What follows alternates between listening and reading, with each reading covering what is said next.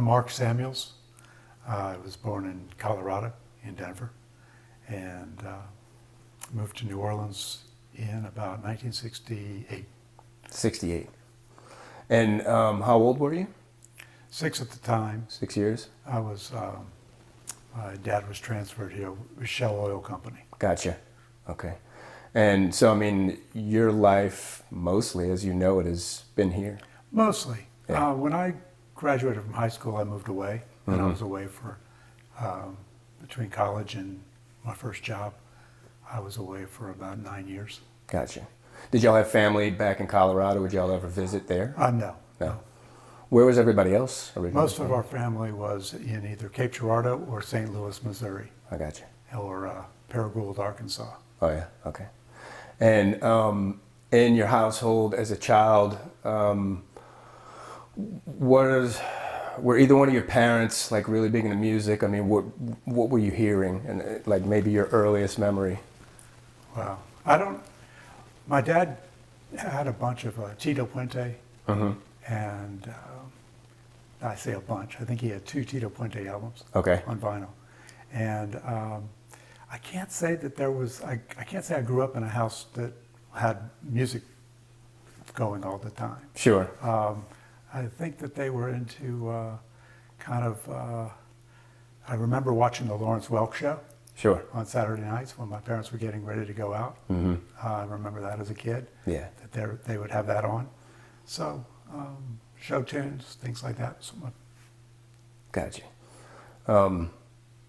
Was there a point in your life when you were kind of allowed to touch the record player or formally introduced to music, like, this is what this is, or, I don't think so. No? I don't remember.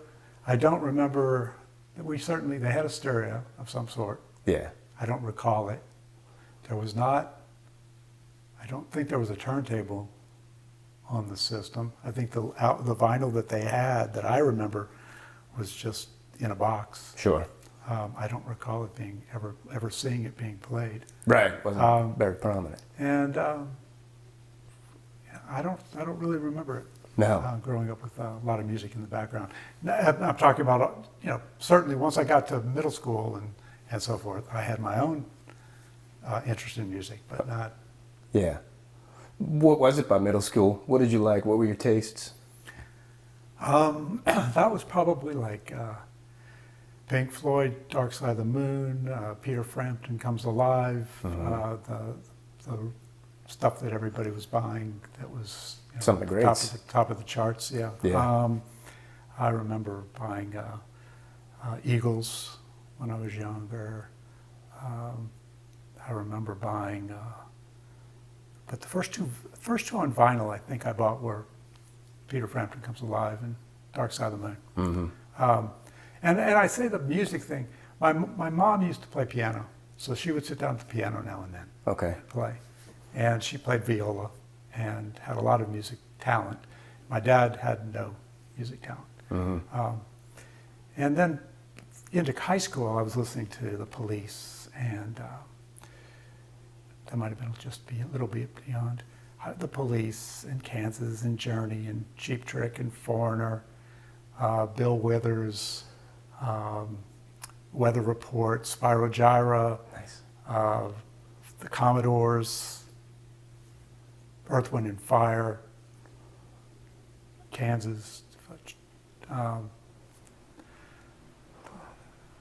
The Who, The Kinks, The Stones, The Beatles. What a wonderful time.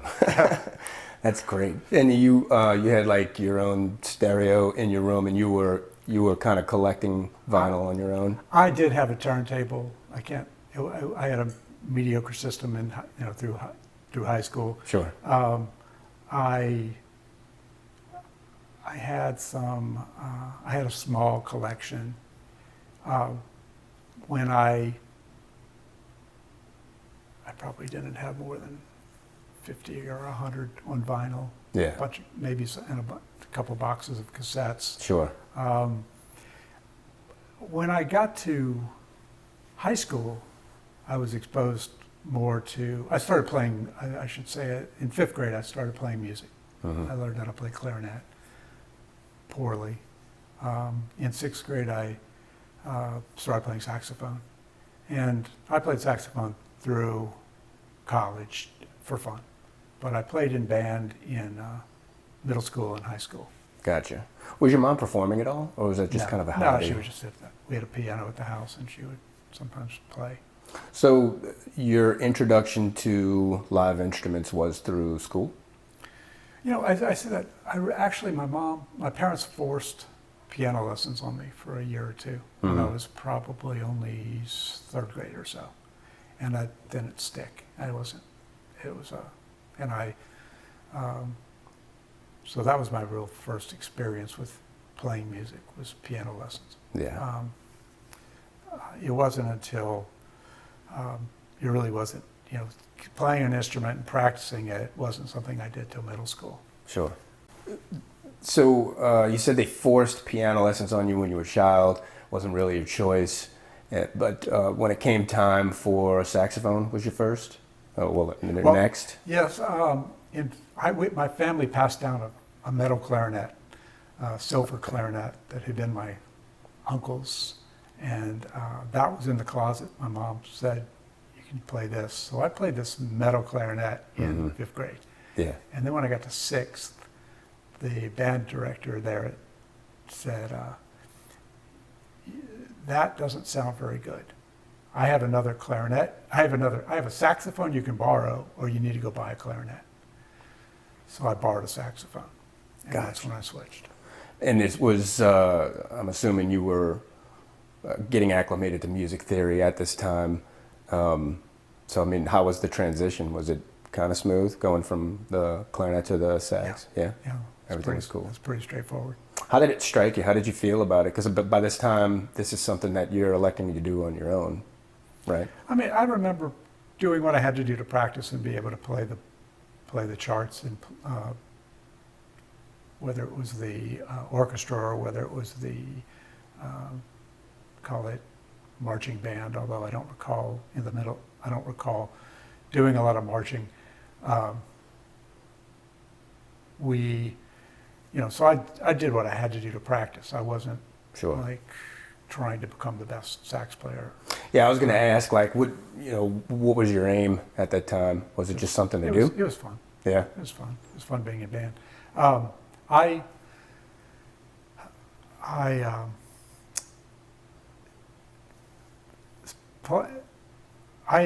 started enjoying playing saxophone more in high school, and I had the fortune. I had an interesting background in New Orleans.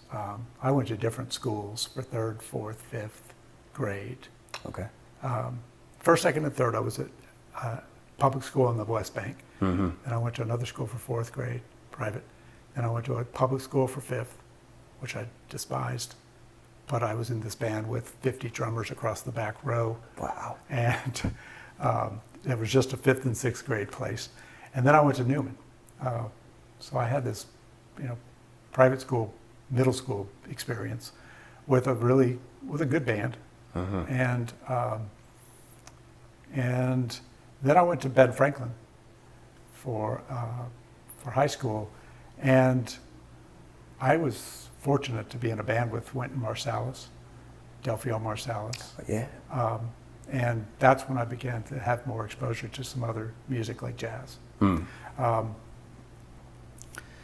But I was in like a little jazz band in high school. I was in the orchestra at high school. I was in a Loyola summer music program that included pit orchestra, where I also picked up baritone saxophone and tenor saxophone and played whatever was needed for that summer. And high school band was a big part of my high school experience. It was Sounds a lot like of fun, and going to football games and playing on Friday nights and things like that. It was a lot of fun. Yeah. I talked to somebody recently, and by the time he got to high school, he had a lot of musicians in his family, and he had picked up bass guitar, and he was going to start out, I believe, on clarinet on his own. And by the time he gets to high school, the band instructor knows about him, knows that he has talent on more than one instrument, and basically said, this is how it's going to be, and pulled a lot more out of him than he was expecting to give.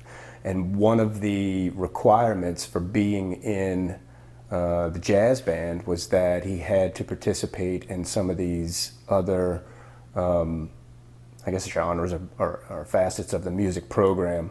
When you were in high school, did you have to be in one other thing in order to do, like, let's say something that you wanted, like jazz band or another aspect of it, or did you just choose to be in all these different areas? I think I had to be in the orchestra,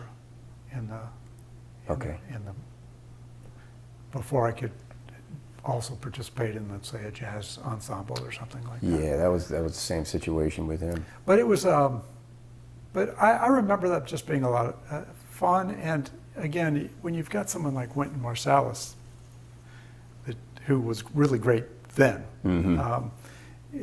he was a big, he's been a big influence in my life. Okay. His work ethic and then watching him after he graduated and moved on, and when he went to moved to New York and Mm-hmm. started recording albums, and then that's been a big influence on me. Sure. I didn't go into music. I mean, I wasn't initially. That's not where I went. But I followed Wynton and Branford, and then Terrence Blanchard and Donald Harrison. And I moved to New York City after college, and I would go see all these guys, and then I was watching Harry Connick Jr. Yeah. And I was just, and I was accumulating all their music as well, and then accumulating also on the jazz side. I was accumulating things, the things that are in everybody's jazz catalog. Miles Davis, Kind of Blue, and Sure. John Coltrane, Love Supreme, and starting with those two, and lots of Art Blakey and the Jazz Messengers, and so I started expanding my music interest in listening. Did you? How long did you stick with sax? How long did it stay with you? Well, I played saxophone in college in a fraternity band that played during the breaks of other bands, called the Urinals. Beautiful. And I kind of put together the band, and then the songs we were playing didn't all have saxophone parts, so I also played around on the synthesizer. Okay. And it was just a fun thing. We would play for 15, 20 minutes during a set break, but we would get together and jam and have fun other times and just play. But we never really. A group of that band went on and actually got paid to do things. But so it stayed with me through college. Gotcha. And then I would pick up the saxophone every 6 months just to make sure I still kind of knew the fingering, and Sure. until Katrina and my horn got flooded, and I haven't fixed it since, and I've never picked it up since. Yeah. So at your core, you yourself were a music fan, even though you didn't come from people that were big fans of music. And you started to participate in school, and that kind of stuck with you for a while. I think what extenuated it so long was coming up with some of the Marsalis and seeing them again later on in your life, or watching their career, Right. I suppose. So, I mean, you were still, that music fan was always inside of you, and you participated for a while. Absolutely. That's kind of cool. It's interesting to me that, I guess not so much. You moved here when you were really young, and you stayed here all your life with those few exceptions. But it's kind of interesting to me that that New Orleans sound and the New Orleans musicians kind of stuck with you, even though when you were away, you were still following specific guys' careers and such, Right, and I should say, like when I was in high school, I was going to see the Cold. Yeah. A lot. I went to see the Neville Brothers a lot. But then I started trying to. I would show James Rivers at Tyler's. There were Astral Project. These were bands I would check out in high school. I can't remember everybody that I would go. I mean, I was a little older. I turned 18 in during my senior year. So I was able to get into a lot of places. And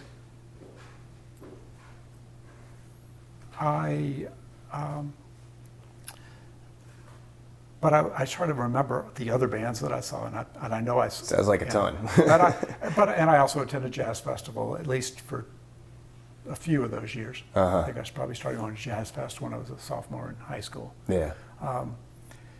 The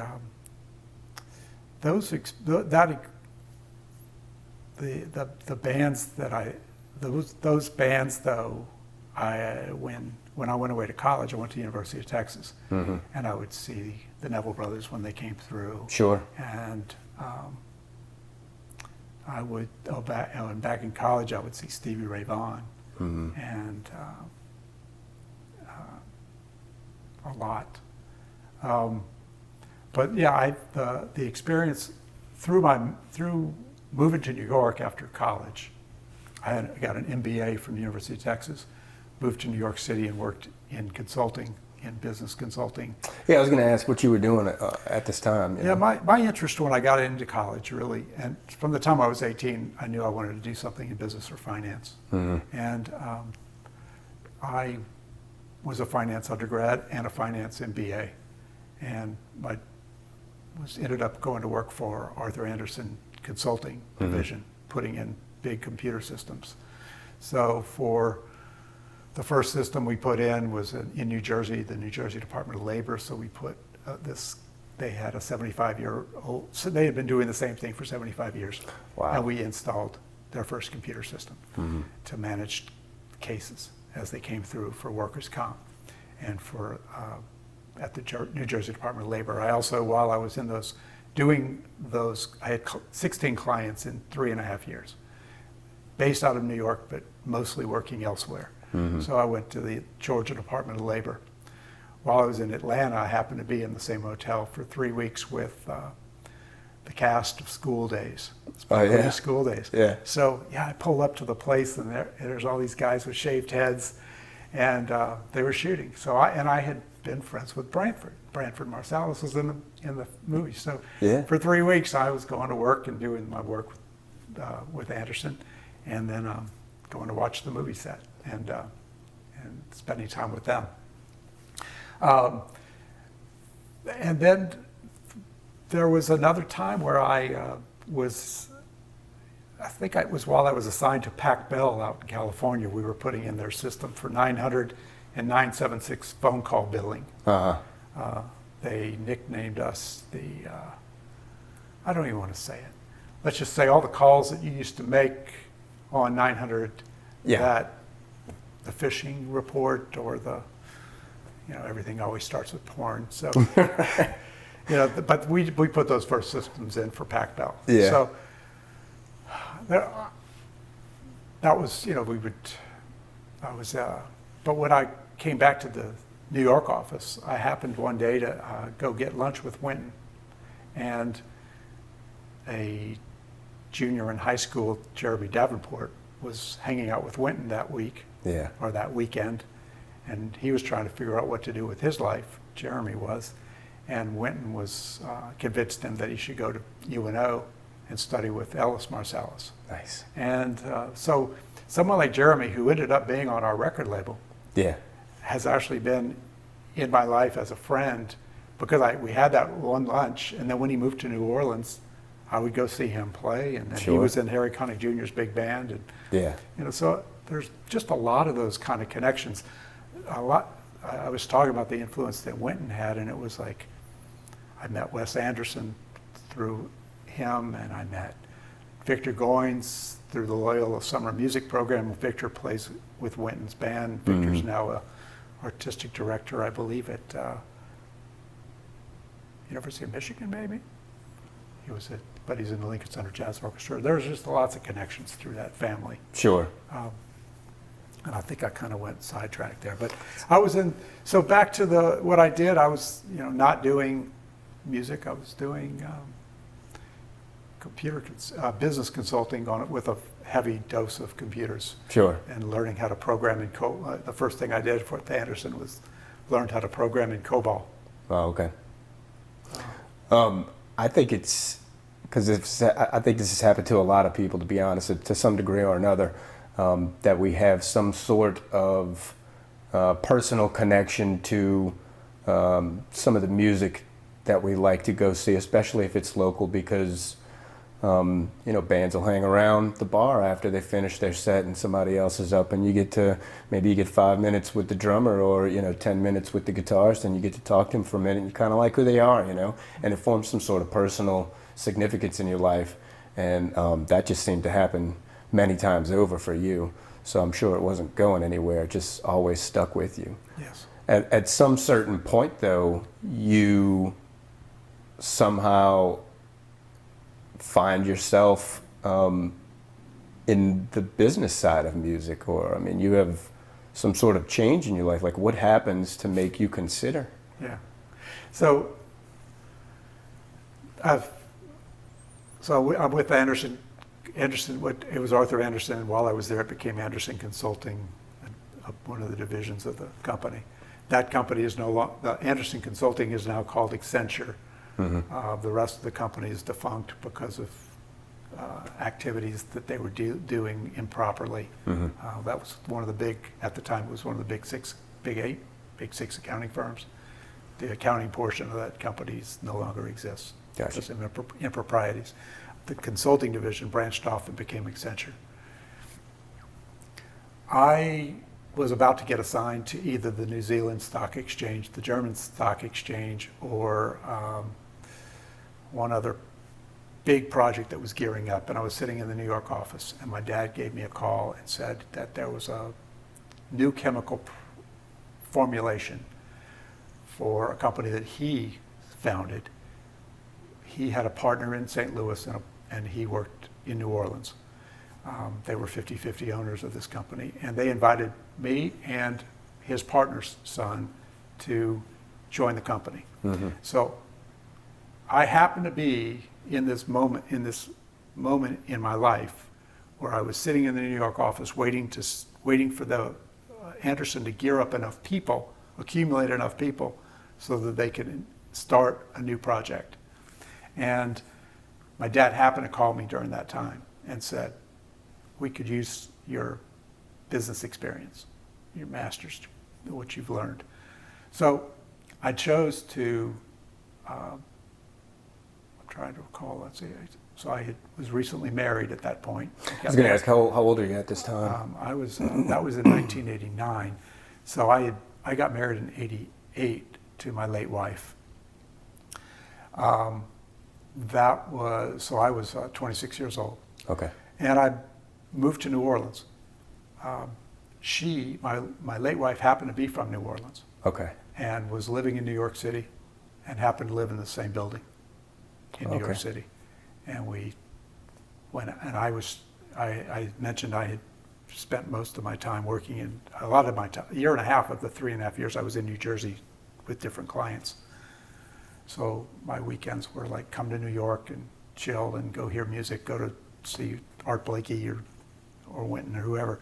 And so we ended up meeting and getting married eventually, about not too long, didn't take long. But because I met and had married a New Orleans girl, mm-hmm. the conversation of, "Hey, do you want to move to New Orleans?"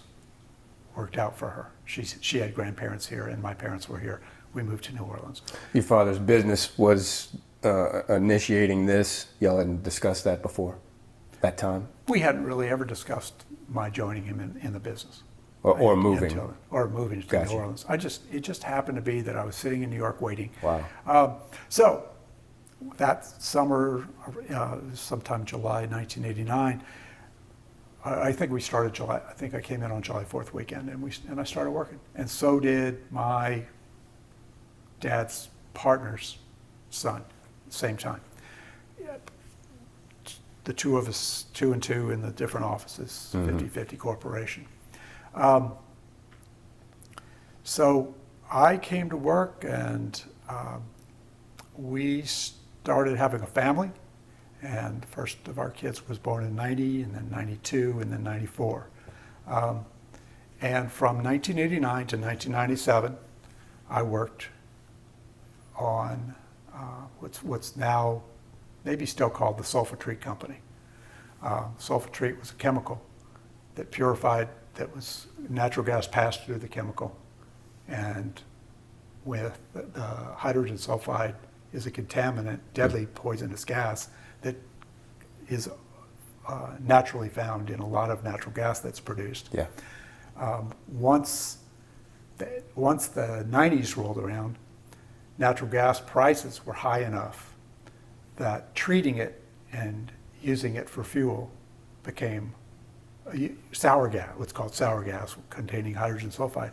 It became economical to treat it and use it. Previous to that, it would probably just get flared. Gotcha. So I was the technical services manager. I was working with our chemists to model the performance of the chemical, figure out what size vessels the chemical needed to be in, how tall they needed to be, how wide they needed to be, so that the gas contacted the chemical for the right amount of time to bring the percentage of the hydrogen sulfide down to an acceptable level so that it wasn't corrosive and could be used. There's other processes in natural gas treating that you have to remove water, you got to remove carbon dioxide. So when you see these gas plants, they've got all these different pressure vessels. Sure. That's what all that's about. So we would model all that stuff and tell them where they needed to go. That's the kind of work I was doing for 9 years. What a complete 180 from what you were doing previously. Yeah, and I was traveling to places like Venezuela and Mexico City, Wow. East Texas, West Texas, Bakersfield, California, Erie, Pennsylvania, wherever. And then I actually started looking at things like wastewater treatment plants and chicken farms and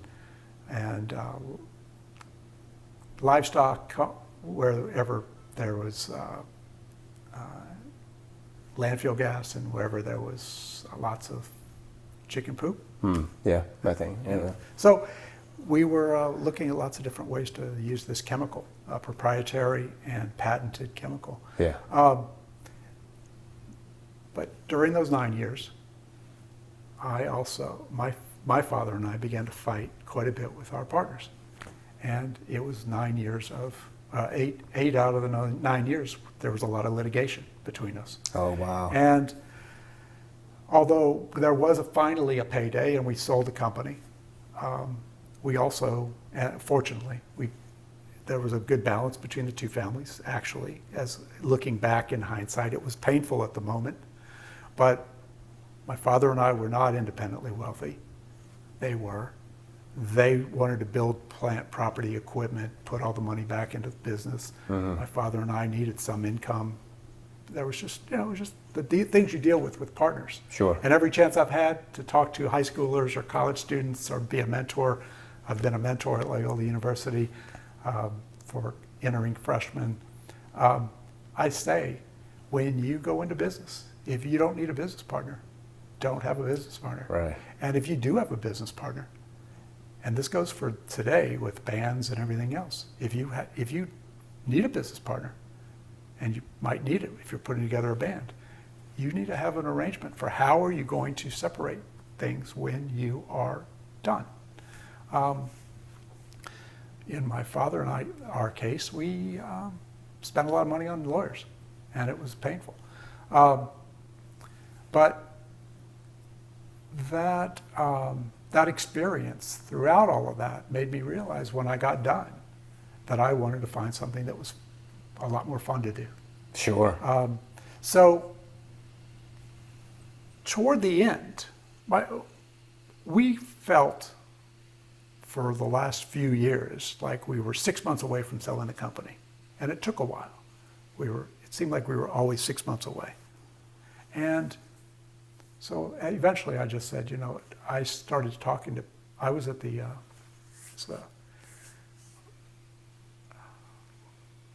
I started having conversations that went back to, so it's hard to explain. My late brother, my little brother, Will, was the conference manager for the Cutting Edge Music Business Conference. Okay. which has been around for over 25 years. Yeah.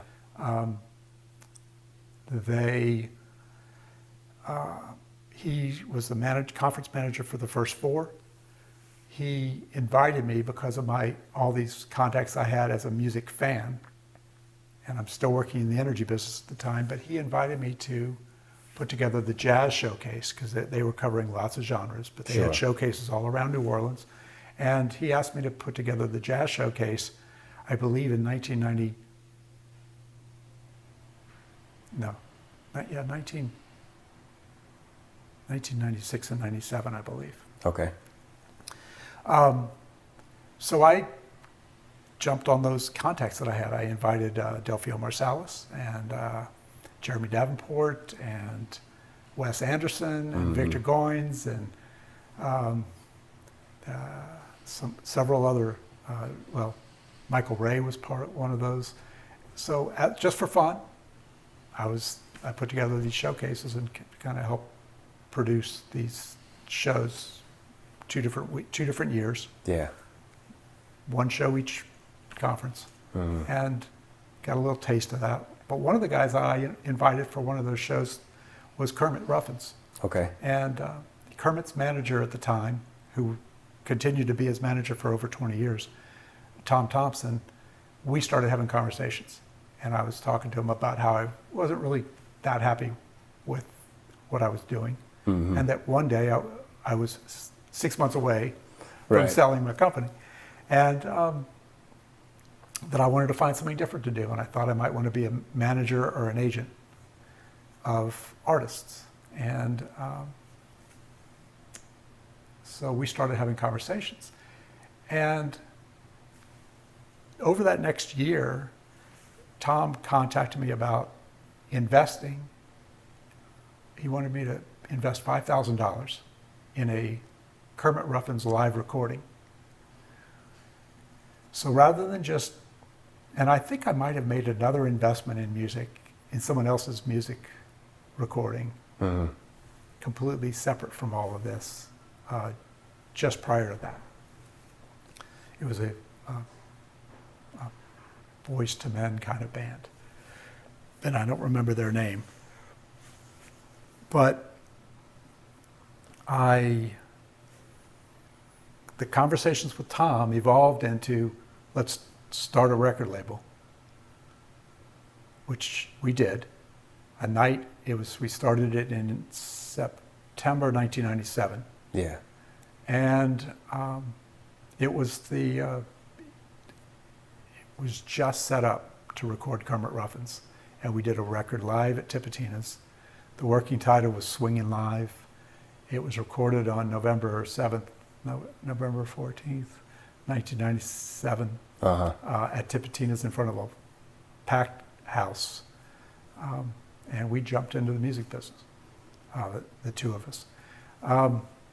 He had been in the music business. He was managing and booking Kermit. Okay. And before that, he had managed and booked Tab Benoit. Okay. So he had experience in this. The record label side, we didn't, and I had none. So we recorded that in November. We released that album in February 1998. On your label? On the label, on Basin Street, which we had, we set up everything properly. I think we probably had the website, even if that was websites back then. But it was a one-page website if we had one. But so we started the label, and in February '98, right around Mardi Gras time, we released what we changed to the Barbecue Swingers Live title. But I was still working in the energy company full time. And the record label was just nights and weekends. And I would go out on the weekends and put flyers on car windows and posters on telephone poles and sit outside Tipitina's every weekend night and put flyers out on the cars in the parking lot across Caddy Corner from there, and up and down the streets by the Maple Leaf. We just as much as I could work nights and weekends to get that thing going. And so we released that in February. On March the 7th, 1998, I got a call from Well, that day, I was making flyers at Kinko's for an upcoming show, and I ran into Matt Dillon, not the actor, but a guy who was Wynton Marsalis' tour manager. Okay. And a drummer. And Matt would put together a band now and then as a leader.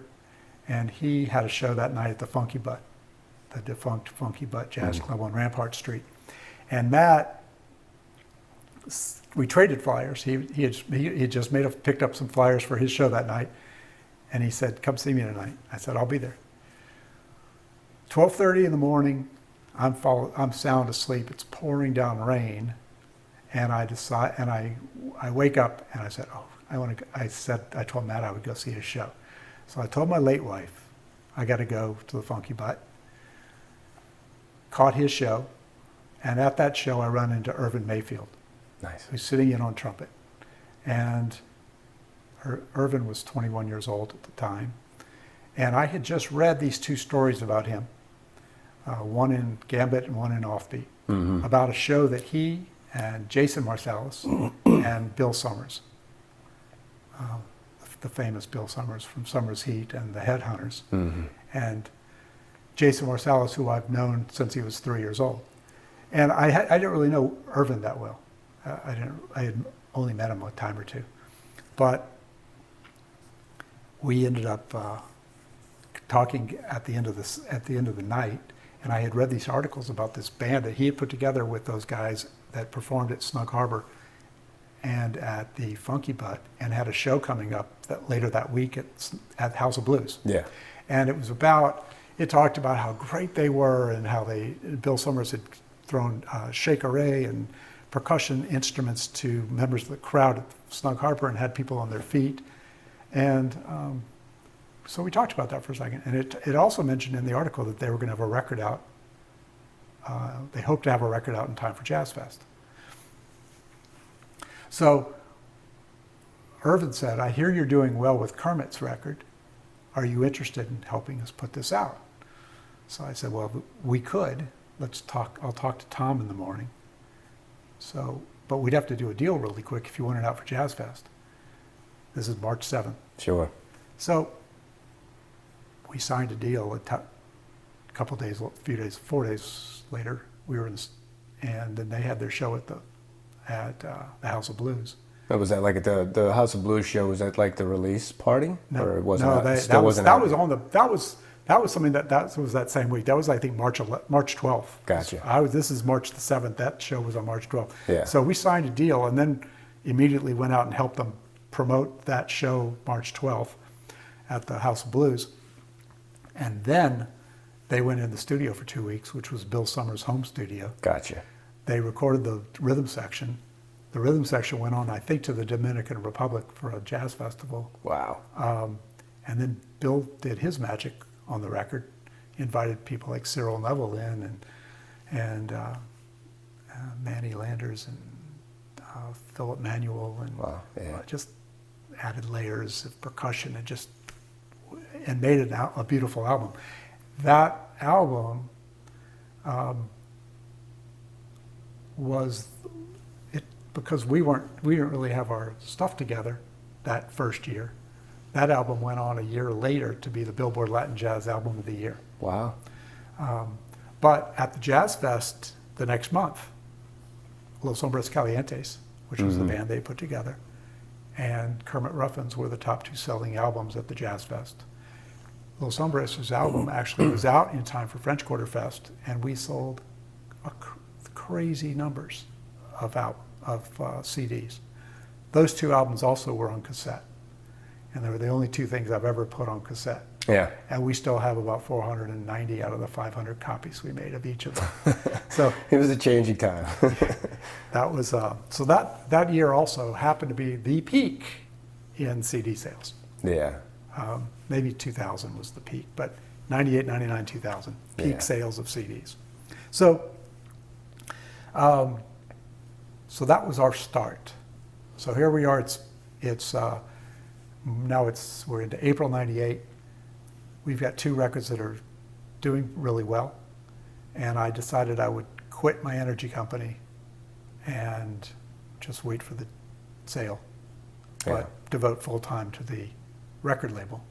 But I also bought Tom out of the company at that time, and he kept, we continued to work closely together, but he was Kermit's manager and agent, and he managed other artists over the years as well. So we continued to work together, but I took the label on my own. Gotcha.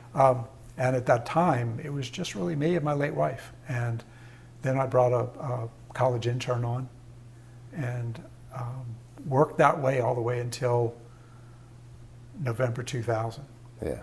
And I can continue on this. Sure. Well, I want to go back a little bit, if I can. Back to before the label actually came to fruition. You're in New York, and you said that they were putting together teams to either put you on the German stock exchange or New Zealand. What was that going to do? Did that mean you were going to be leaving? I would have probably been assigned for 2 years. So you would have left the country for 2 years. Right. That was coming. Right. Yeah. Okay. And I was excited about those opportunities. They were great. They were, to me, especially as someone with in a finance background. Yeah. And I had just spent 6 months on a client, working for like 10 different clients that included Solomon Brothers, Goldman Sachs, Drexel Burnham Lambert, Ameribank, First Boston, putting together, assisting the audit side of the business by tweaking code and analyzing portfolios of mortgage-backed securities. Gotcha. And so all of the, that was the very beginning of the banks and what ultimately led to some problems, which Michael Lewis, who was has put together some great books and films, describes. And now, right this moment, I'm fuzzy on the name of the movie and book that he wrote about this, but the whole greed and mortgage-backed securities. Yeah. And but that was the beginning of that. So from that standpoint, I was excited about. And like I said, I was doing all this work, these 18-hour days, basically putting together the prospectuses for these deals. They would issue $50 million, $100 million worth of paper, which was buying into a security that was backed by mortgages. So,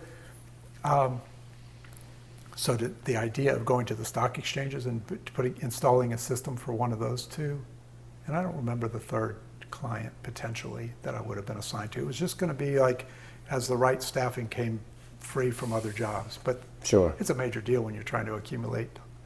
Either one of these jobs would have been 100 or 200 people.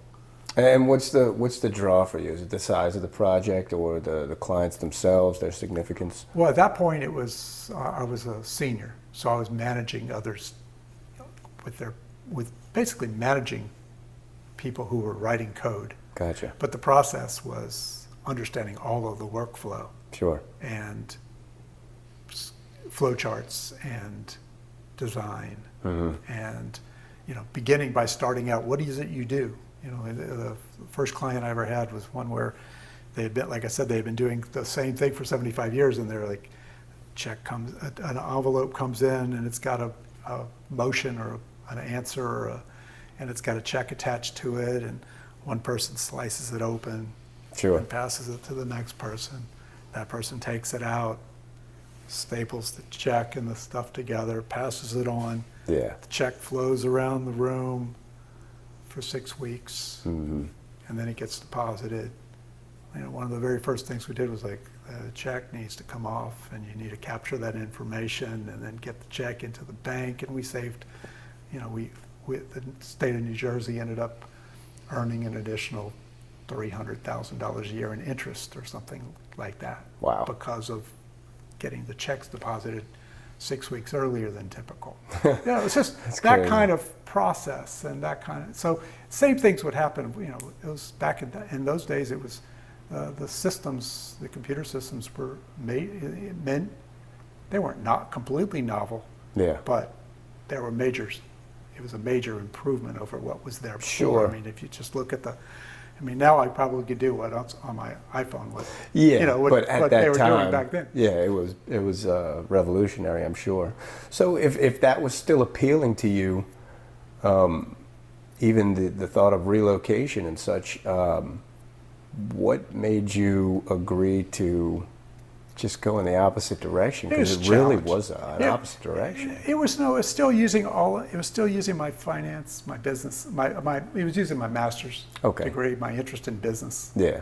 My interest in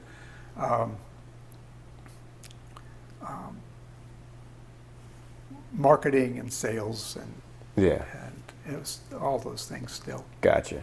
And I guess throughout the course of that part of your life in business with your father, the turnoff was the friction between partners. Yeah, and it just made you kind of grasp at something that was a little less heady, I suppose. Yeah, it's just like what we did day to day. Like I said, we eventually grew the company and sold it, and the balance of my dad and I, we might have sold it years earlier, and at a much lower price. Gotcha. And the balance between the families, looking back, seems like it helped us all maximize the situation ultimately. But I had a very good working relationship with my dad. It was just the two cities. We just had our problems. Yeah. And significant problems. Yeah. Just not pleasant. And I was. But I was not completely my own boss in that situation, but I dictated most of what I was going to do on a particular day. Yeah. And if I needed to go check on a facility in California or sell a new project, I was selling projects. I was selling, explaining to a gas plant how the gas that they were flaring could be treated economically and consumed instead. Yeah. So, okay, and then at the termination out of the sale of that, you find yourself in business, so to speak, I guess, making an investment in a business idea with Kermit Ruffins' manager.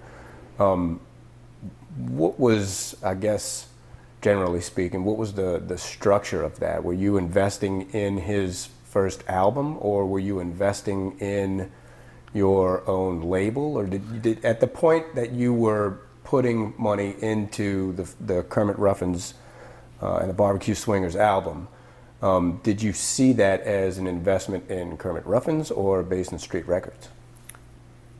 That was, the initial conversation was, can we borrow $5,000 Okay. to make a record? But rather than just give them $5,000, we started a label. The label, initially, it was just a vehicle for releasing Kermit's album. Okay. And then Los Hombres just happened to come about because I decided to get up at 12:30 in the morning when it was pouring. Right. That we weren't looking for any other projects at that moment. I feel like I still, even then, was not trying to build a label. I was just trying to help musicians achieve a goal and use those things that I like to do, like the sales and marketing and and hard work, to help them and do things that they aren't necessarily doing. They put their effort into their practice and their craft and they are, generally speaking, looking for that extra help. So I would say today, I want to develop the brand. I want to develop Basin Street. But even today, almost 26 years later, I still am looking for the artist who wants our help to make their lives easier and hopefully we help them put additional money in their pocket. So basically, it was you structuring your next move with business sense, and it just sort of turned into a label. Yes, but we had to start a label because the RIAA requires a label be on a CD, on packaging, and all these kinds of things. So we had to start a label. We Tom and I came up with Basin Street Records. Formed the LLC, filed with Secretary of State. Did the things we need to do. Start open a bank account, but and I think probably the record probably did cost about $5,000 to make. It was recorded live. Today, if you look at the advertising expenses and distribution and so forth for that particular album, it's really hefty. It's you sell and you put more money in. You sell and you put more money, and you keep on going. And you tour support, and in those early days, we would there was assistance to buy airfares to go to a festival and things like that we would pay for. But we created like I said, we created the vehicle, we created the label, as opposed to just lending them money, lending Kermit money. We created a label, and we have provided our artists with 50% of the profits. All of our artists make 50% of the profits. That's just the formula that we've used. So it's kind of a partnership with everybody. Sure. That we spend what we spend, and we earn what we earn, and whatever's left we split up. Sure. But there's not been an artist that I have not searched out for anybody. It's never worked out that way. So we have 16 artists now, and there's never been one that I've said, please sign. Sure. It doesn't work.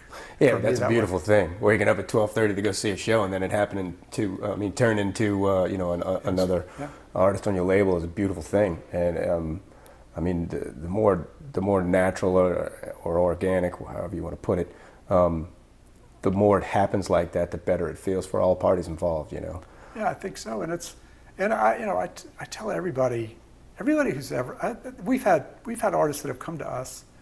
And I want to talk more about the artists that we have signed. Yeah. But we've had artists that come to us. It's like, talk to everybody else. talk to everybody on the label, and because we don't have to work together. Talk to everybody and see what they tell you about it. Yeah. And is it going to be, and figure out if it's going to be a good fit for you. But that. We started to roll with when Los Hombres got busy, and Kermit. By the way, when we signed Kermit, we signed him in November at the Offbeat Best of the Beat Awards. He won Entertainer of the Year. That he wasn't a secret, and he really helped us. Helped put us on the map by his willingness to, and Tom helped us, get going, because it was Tom that's said, "Can you loan us some money?" But he had just gotten out of his deal with Justice Records. He had put out 3 records with Justice Records out of Houston. And they were looking for an opportunity to put out something. So I got started that way and just worked hard, really worked hard. And I still get up every morning with an eye that I want to help put more money in our artists' pockets. It is more difficult today than it was back then. It's a lot more difficult. But going back to getting those first 2 artists, we're working with, at that point, we've got Jason Marsalis, Bill Summers, and Irvin Mayfield as co-leaders of that band. Later that year, Jason decided to do an album on his own.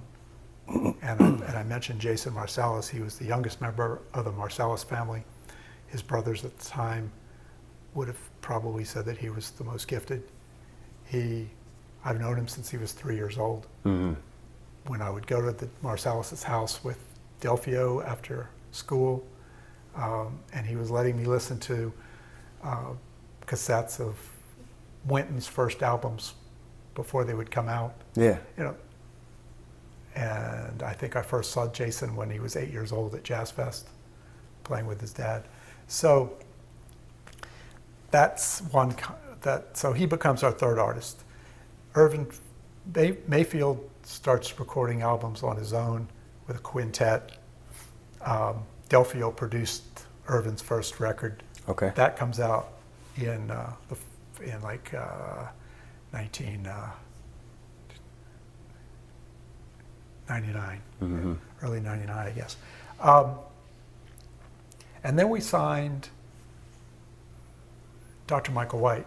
And Michael White was added in 2000 because Jerry Brock, at Louisiana, one of the co-owners of Louisiana Music Factory at the time, Yeah. and had also started WWOZ Radio. Yep. And Jerry was like, and Barry Smith, who's still there, they were like, you really should sign Michael White. We would sell 1,000 copies right here in the store. So that was one, and again, I knew Michael, of him as a music fan. Okay. And, but didn't know him personally. And so Jerry made that introduction, and Jerry also produced that album for us. Michael's put 8 albums on our label. Everyone has made profits. Everyone is amazing. And he's just a pleasure to work with, just a wonderful man. Mm-hmm. And so that first record, A Song for George Lewis, is probably still that or Jazz from the Soul, his second record, are probably his top sellers for us. Yeah. Of the Michael White albums. But Michael right now has like 300 songs he's ready to record. Jeez. And I just need to find the money and the ability to do so. It's a lot to keep up with. You know, it's just, I want to get that music on whatever medium it becomes available. Sure. I don't know how we're going to release music these days. It's tricky. But it's but Michael comes along, and we released his record in 2000. And then I'm trying to remember the whole time frame, but at the end of 2000, my family's in a car accident. My wife dies at the scene, basically in the hospital. I've got 3 little children to raise, and who are 6, 8, and 10 years old. And at that time, like I said, I think we were still just operating, my late wife and I, and an intern. But my brother, who I had mentioned, my late brother, who I mentioned had also been the one who got me into the music, producing concerts. From Cutting Edge, yeah. At the Cutting Edge, he left what he was doing or added to what he was doing, mm-hmm. and he became the operations director for the company, and basically did pick things up.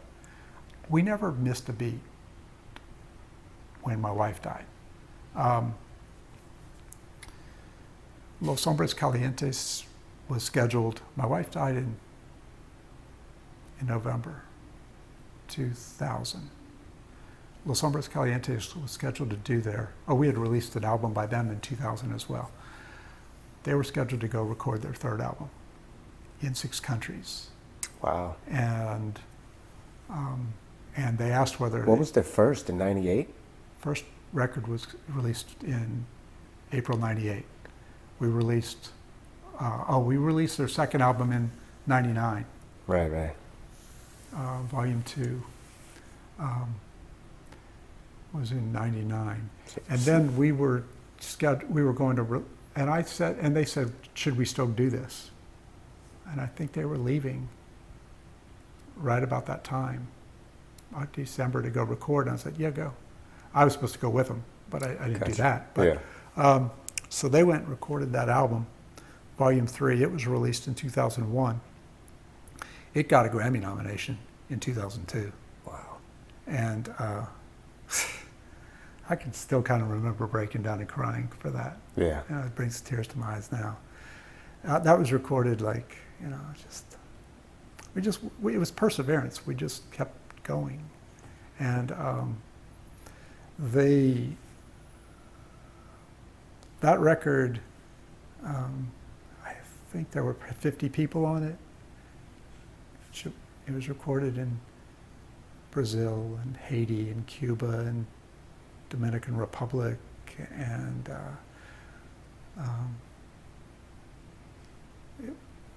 quite an undertaking. And at that time you had like Buena Vista Social Club and all this that was also making records in that vein.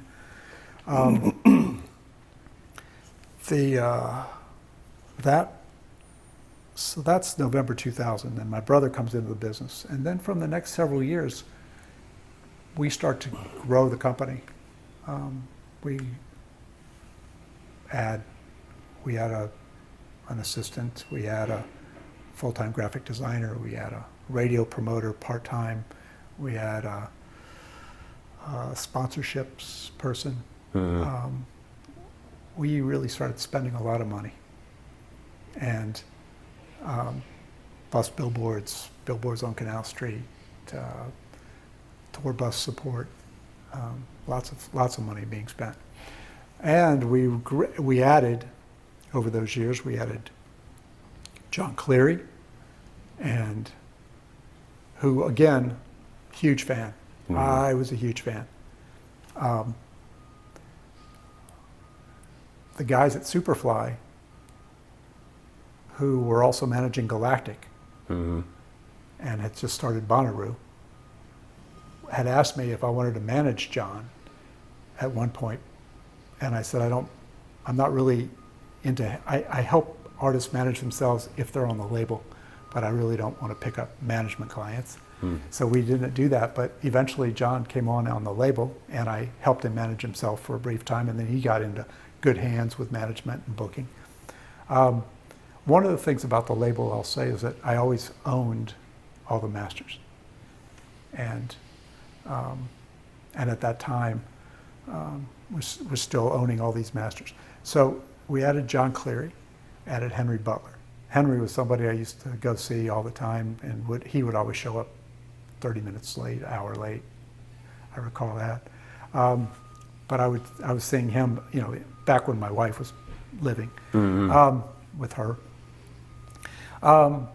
So we added Teresa Anderson during the 2000, after my brother came into the company. We added Teresa Anderson to the company. We added, I think that was that. And we continued to release albums. By 2005, I think we had released 5 albums by Irvin, 7 albums by Irvin. Yeah. We had released 6 or 7 albums I think we released 5 albums by Kermit, 5 or 6 by Irvin, 5 by Los Hombres Calientes. Yeah. A few by Jason Marsalis. Were those all the Los Hombres, were those always recorded elsewhere? Los Hombres was recorded... Because of the Latin influence? Volumes 3 and 5 had a lot of artists from elsewhere. Mm-hmm. Volumes 1, 2, and 4 were recorded mostly in New Orleans. Gotcha. Okay. There might have been a track or 2 that came in from elsewhere. But we didn't go on location to record. Gotcha. And a lot of the process of recording those albums was taking small recording rigs and recording elements of Sure. music that were developed into a full-fledged song. And we've got some great video. There's a Los Hombres Calientes live from the House of Blues. It's got behind-the-scenes video of those recording sessions. A steel pan drum band in, I guess that must have been in Haiti. Bill playing bata in Cuba with masters, and that kind of those elements being developed into it. So, so now we've got a good number of artists, and I might have left somebody off there. 2005 rolls around. We've just released. Well, in 2004 we released 6 albums in one day. April 2004 we released Henry Butler, a Jon Cleary, a Teresa Anderson, a Los Hombres Calientes DVD, soundtrack for a TV movie called Infidelity, which incorporated all of our artists. Almost all of our artists were either in the film or we added them to the soundtrack. A Lifetime TV movie, and I'm missing one album, one of those 6. So we released 6 in one day in April 2004. 2005 we released 3 in time for Jazz Fest.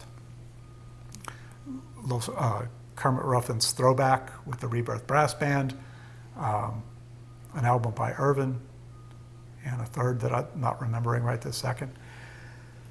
And then Katrina. Yeah. And this house that you're looking at in this background has got 5 feet of water. My office space on Canal Street has 1.5 feet of water. Wow. I had 6 full-time employees by that time, 6 full-time. Everybody goes their own ways. The artists are all separated. Some are in Houston, some are in Atlanta. Jeez, I don't know.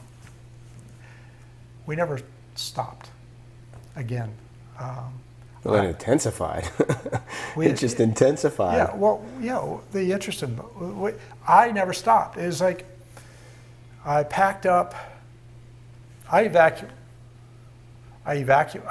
have a distributor that distributes our music throughout the U.S. I have other distributors that were distributing our music worldwide. They had CDs on hand. We had like I said, I had a 3,000 square foot office space on Canal Street, 6 full-time employees, a good amount of inventory in there. Most of the stuff that was on the lower shelves got wiped out, but sure. We had other shelves. We were able to get in, salvage a lot of that. Not so much salvage, I mean, we didn't have to salvage it. They got in and took it off the shelves and moved it, kept it safe. So I had some inventory to sell. But I lost my staff. They all went their separate ways. Yeah. My brother, who had been my operations director, had also reduced his hours in the months preceding that. He was only working for us for about 20 hours a week. He and the guys at the Blue Nile had developed a pizza place above the Blue Nile. Oh. And he was devoting a lot of his efforts to that. So when Katrina came, it was like, I don't have the ability to keep anybody. Yeah. And I had to let everybody go. And I was back to running the company the way I had in the very beginning. Yeah. Except that I was fortunate. I had met my wife, my current wife, Kara, who was in my life all of 2005. And we met on New Year's Eve, 2004-05,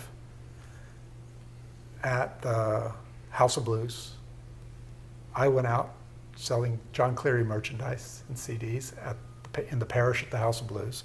She went out that night with a girlfriend, and they came up to me. Both of them had met me in the past. And from that night on, I was never apart from, well, there were 4 nights, I think, before we went to the Sugar Bowl together. But we've been together since. Fortunately, her uptown house did not flood, and I had a place to go back to. And I made 29 trips back and forth between Austin and New Orleans. I also was fortunate that my parents, who also lost their home, moved to Austin. And the reason we moved to Austin was because I had gone to school there. Right. And I thought it was a good spot to go and take my family. But I was also in this new relationship with my wife and wanted to be able to go back and forth. And thinking about the cities to the east, the bridge had been blown out. Yeah. Coming back from the east. So I thought about Austin. So I kept, like I said, I kept things going. Our website was still processing orders. Like I think maybe there was a few days where I wasn't able to get to a post office. But whether I was in Memphis on it, evacuating, St. Louis where I went to a wedding the week after Katrina, or in Austin when I got there after that wedding weekend, and then enrolled my kids in school that Monday. I mean, never stopped moving, never stopped the label. Yeah. And, but did have to figure out what to do next.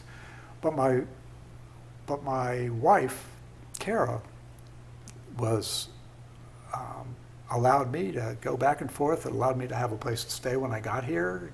You know, Yeah. not a lot of people had that. And then I had my parents who had, because their house was also destroyed, and they were, I was thankful that they allowed us to live with them.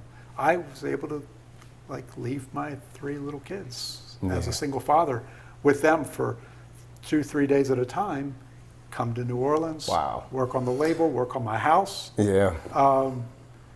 Those kinds of things. I was fortunate. I snuck into New Orleans and was able to gut the house sooner than most people.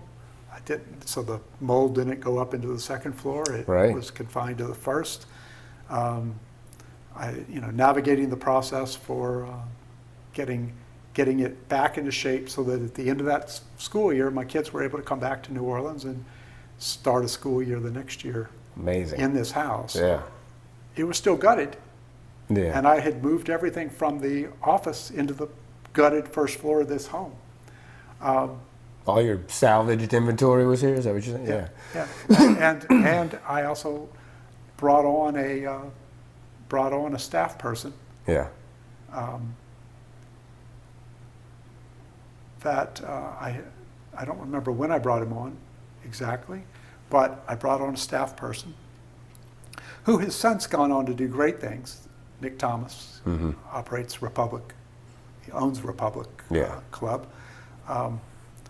And he helped quite a bit. And then, eventually he came on. But I didn't fix this first floor of this house until the Road Home program had resolved. And I had received a big chunk of money from the Road Home program to give me the assistance to build back the first floor. Yeah. But for one school year, we lived upstairs and had a pool house in the back with a microwave and a TV, a family room that we used as a pool. We used, and early on I did replace the air conditioning system, so the house was able to acclimate, and again the mold didn't expand. Right. But I was fortunate when I brought my family back here. That a year later, you step out into the front yard and there was 3 houses that had people living in them. That's it. So, so we did. Let's see. So that comes along. We're still, the interest in the music is going, and the support from the world was great. We were still able to sell music. I wanted to ask about your distribution, because that's probably the biggest leg you had to stand on. What was it in the beginning, and how were you able to grow that? Well, the initial distributor was that I used was City Hall Records, which we would ship them like a box of 25 at a time. And they were a good little distributor for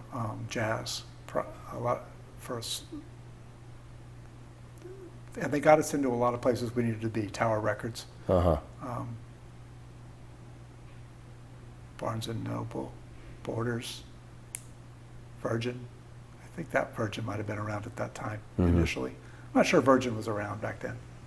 I know the New Orleans store was not right off the bat. I don't recall. But the New Orleans store definitely was by the time 2005 rolled around. I just don't remember if it was in '97. But they definitely were in 2000 because we did an in-store there in 2000. I remember that. So, but they got us into where we needed to go.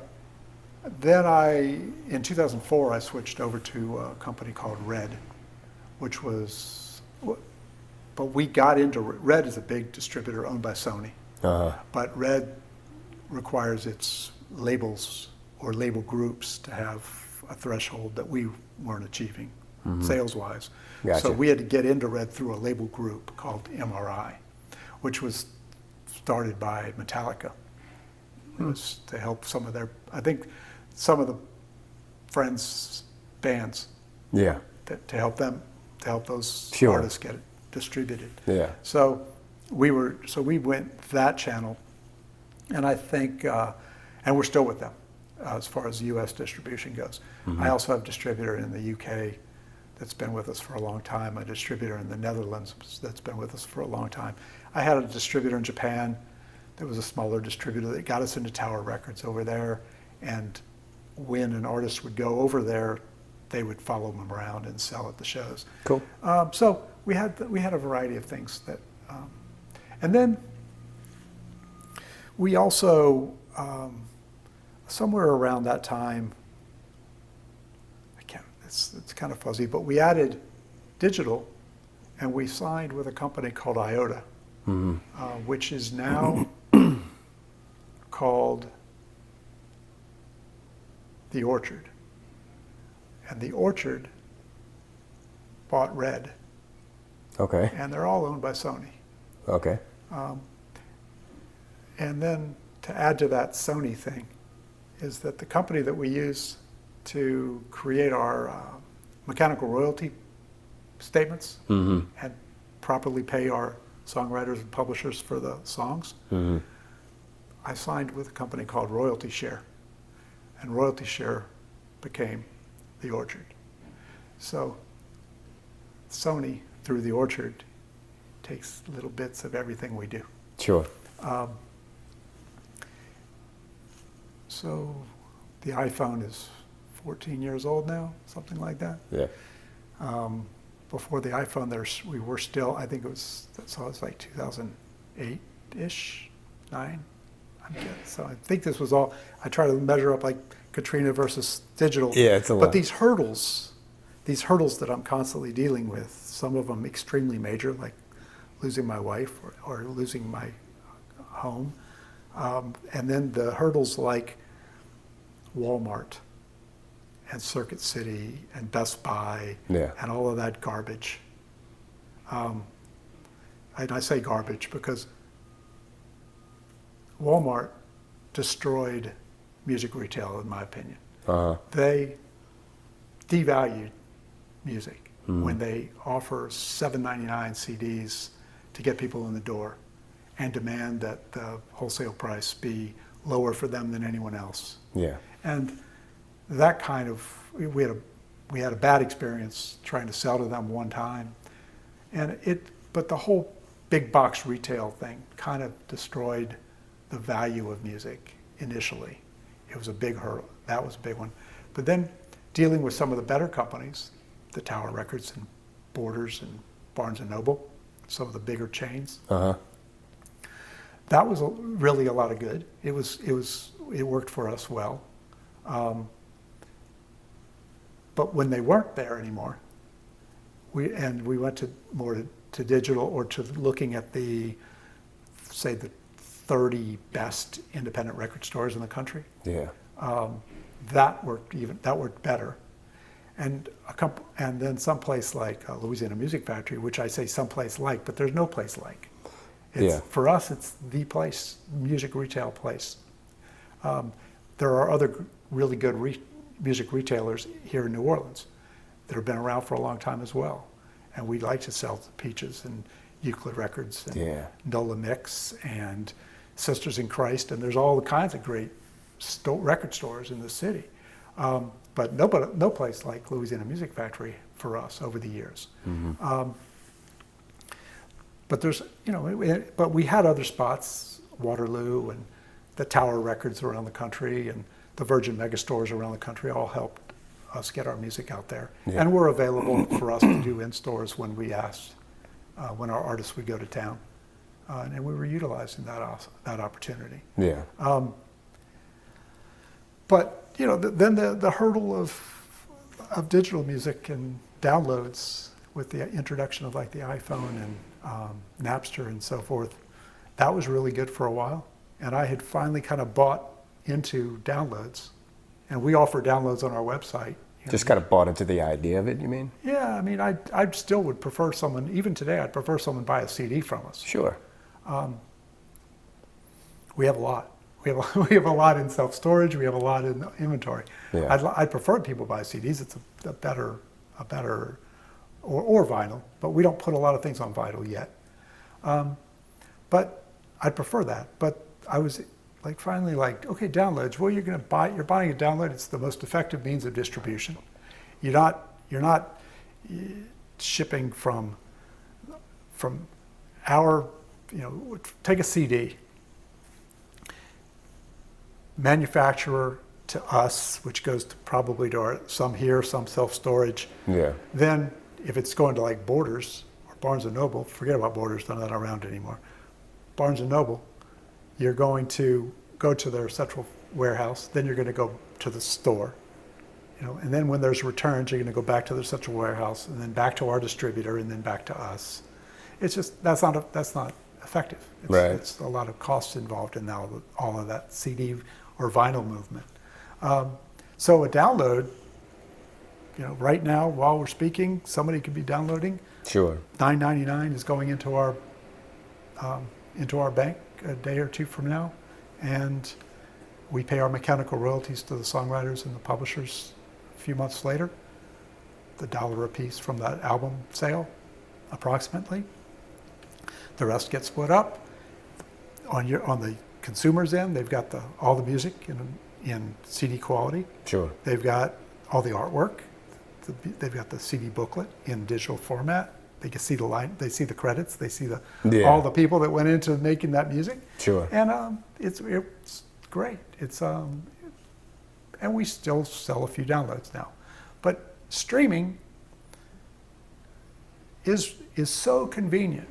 And I'm certainly guilty of everyone, no matter how you feel about it, of saying, "Hey, play, whatever, Earth, Wind, and Fire radio." Yeah. But I don't know what's coming each 15th of the month. Yeah. I don't know what's coming, and the money gets wired. And the Orchard gets our music out to 60 different platforms. They accumulate all the money and they take their percentage, send us the rest. Goes into our bank. It's reliable. It's a very reliable. I like the company. We get paid on time. Mm-hmm. The statements, all of the digital data, the tens of thousands of lines of data of ISRC codes, which is the unique identifier for the song, and the UPC code, all that stuff is all in the file, and all that data gets uploaded into royalty share, or the Orchard now for the mechanical royalty processing. Yes. The system all works, but it's a kind of a black box, and I don't necessarily know why YouTube pays us this and Spotify pays us this and Tidal pays us this, but we end up getting something, and it's usually enough to pay my employee, and it's usually enough to pay for our self-storage unit, and it's usually enough to pay mechanical royalties, and then if there's more money left, we can maybe make an album, or reorder some inventory, or consider signing a new artist. Yeah. So saying all that, it's like we used to make all these records that cost us quite a bit of money to make, hiring all of the artists, the studio costs and all that. But over the last 5 years, we've more been forced to take a finished product. So the artists that we've signed, I want to make sure I didn't leave anybody off.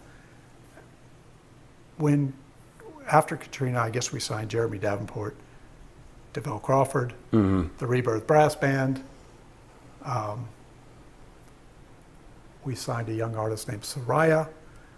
We signed Lena Prima, Bonerama, and most recently we signed Kevin and the Blues Groovers. Most of the more recent albums have been licensing deals, finished product. We paid a manufacturer, we paid the small amounts to advertise and promote initially, and we just, if they sell, they sell, and if we can continue to promote, we continue to, we put the money that comes in into promotion, but we don't put ourselves in the hole very far anymore. We just can't afford that. Sure. Because we have just no idea. Yeah, it's a shallow pool. What's going to go into the bank that month. Yeah.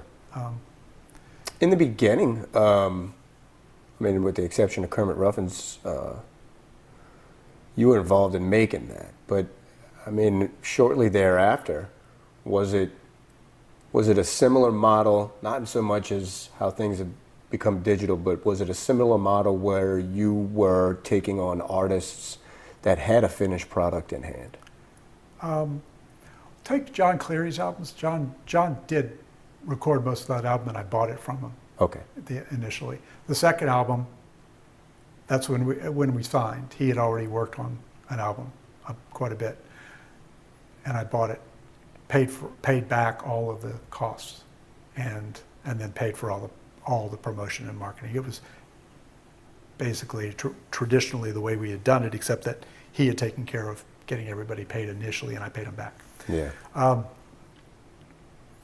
And when Jon stopped doing records with me, it was because I did not want to. He wanted to own masters, and I didn't want to do business that way.